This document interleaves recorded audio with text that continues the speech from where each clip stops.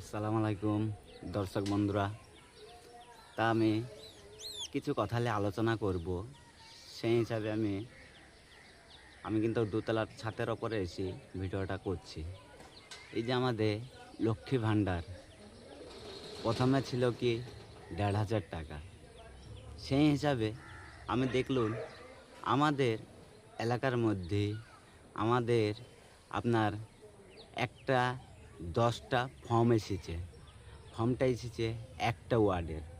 তো এই যে 10টা ফর্মটা যেসব গরিব অসহায় আছে সেই সব লোকজনকে দেয়া হচ্ছে। আমি কিন্তু শুধালো, তা এইসব কথাই শোনাইলো আমাকে। ঠিক আছে, ভালো কথা।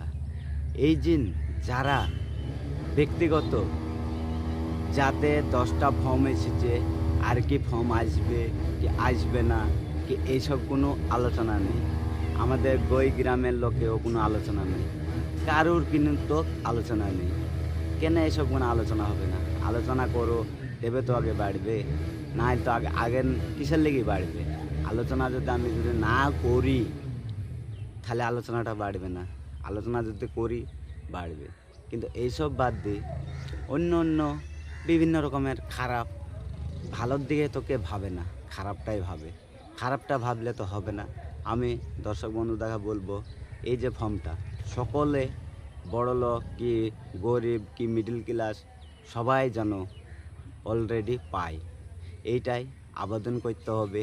কি আস্তায় যদি পাবলিক খেয়েও যদি এইটার লেগে কি সাধারণ মানুষকে কি বড়লোককে কি এবং সবাইকে যদি নামতে হয়, সুস্থভাবে আন্দোলন করতে হবে।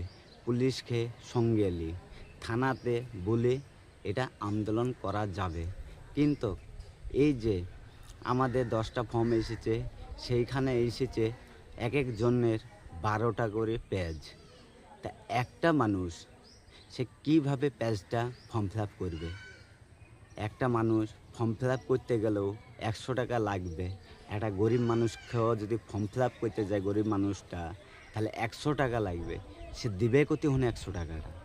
সেই সব গুণা আমাদের কি মুখ্যমন্ত্রী ভাবছে না? আমাদের কি ব্যক্তিগত আক্রমণ করা হচ্ছে? কি এটা? কি পরিবেশ তৈরি করতে দিয়েছে?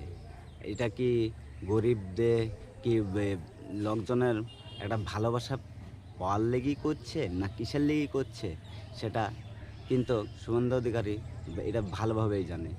কিন্তু আমি চাইবো সবাইকে, যেমন মমতা লক্ষ্মী ভাণ্ডার দিয়েছিল, সেই হিসাবে কেন তাদের কাছে এজেস্টার আছে, সেই এজেস্টারেই লক্ষ্মী ভাণ্ডারটা সবাইকে দেওয়া উচিত।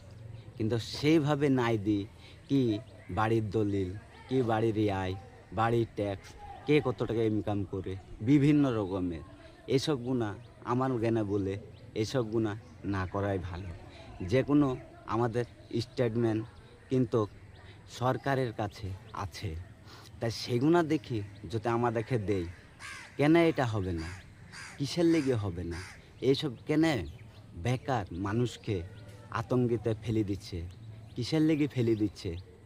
দেশের মানুষ তো এটা কৈফিয়ত নিচ্ছে না। দেশের মানুষ যদি একটা ভালো লোকে যদি কৈফিয়ত নিতে যায়, তাকে কি করবে? পুলিশ প্রশাসনকে বলে তাকে গ্রেপ্তার করে নিয়ে যাবে।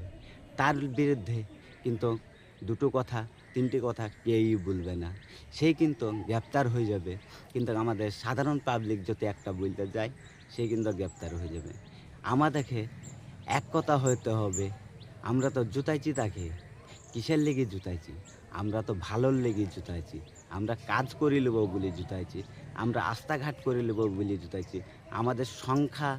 আমাদের সংখ্যালঘু যত, আমাদের আদিবাসী হোক, হিন্দু হোক, মুসলিম হোক, খ্রিস্টান হোক, সবাই মিলিত তাকে জুতাইছি। কিসের লেগে জুতাইছি? পরিবেশ দেখার লেগে। পরিবেশটা যেন আমাদের ভালো করার চেষ্টা করে। সেই সব বাদ দিয়ে কী এটা? কি হচ্ছে? রাজনীতি করছে না কি করছে?